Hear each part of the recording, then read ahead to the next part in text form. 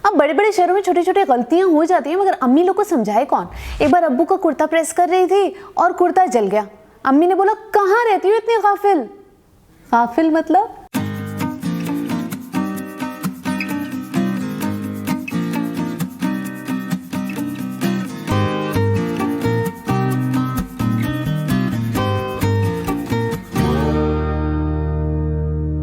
गाफिल एक ऐसा लफ्ज़ है ना जो हमारे घरों में तो यूं पाया जाता है, हर कोने में हर वक्त ही माओं के ताने सुनने को मिलता है, कहाँ गाफिल रहती हो। लेकिन जब ये लफ्ज़ उठ के घरों से उठ के और शायरों की दुनिया में चला जाता है, बड़ा खूबसूरत हो जाता है। वैसे शायरों का फ़न है, हर चीज़ को बड़ा खूबसूरत बना देते हैं। गाफिल का मतलब होता है बेखबर रहना, रेकलेस होना, नेग्लिजेंट होना, जिसको कोई होश ही ना हो, कोई खबर ही ना हो। हाँ, तो मतलब अगर मैं बहुत केयरलेस हूँ तो मुझे ये भी कहा जा सकता है बड़ी गाफिल रहती हूँ, मतलब काम यहाँ पे और ध्यान पता नहीं कहाँ है। लेकिन जब ये शायरों की दुनिया में लफ्ज़ एंट्री मारता है तो खूबसूरत हो जाता है। अब ये शेर देखिए, सैर कर दुनिया की गाफिल जिंदगानी फिर कहाँ, यानी कि घूम ले, ट्रैवल कर ले, क्योंकि ऐसी केयरलेस और बेफिक्री वाली ज़िंदगी फिर कहाँ आएगी।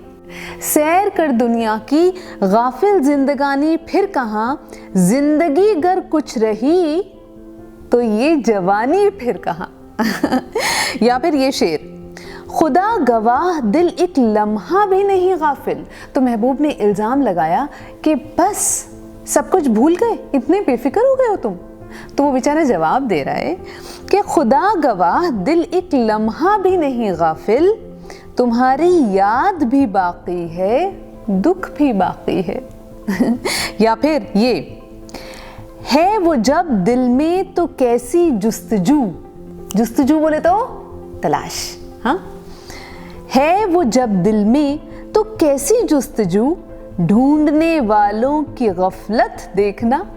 तो गाफिल से बना गफलत, और गफलत स्टेट ऑफ बीइंग बेखबर। हाँ, वो स्टेट ऑफ बीइंग बेफिक्र एंड बिल्कुल लॉस्ट टाइप्स। हाँ, तो वो गफलत का दौर होता है जब कुछ होश ही नहीं होता, हम अपनी दुनिया में होते हैं। तब आप सोचिए वो कौन सा वक्त है, या वो कौन सा लम्हा है, या वो कौन सा मोमेंट है, या वो कौन सा ज़िंदगी का दौर रहा जब आप सबसे ज़्यादा गाफिल थे, मतलब अपनी दुनिया में रहा करते थे, बेफिक्र हुआ करते थे, या अब भी हैं। कमेंट सेक्शन में बताइएगा। आज का दूसरा लफ्ज़ है वो जो मेरा फेवरेट लफ्ज़ है, क्योंकि ऐसे लोग, ऐसे किरदार दुनिया में बड़े कम नज़र आते हैं जो बेबाक होते हैं। बेबाक का क्या मतलब होता है?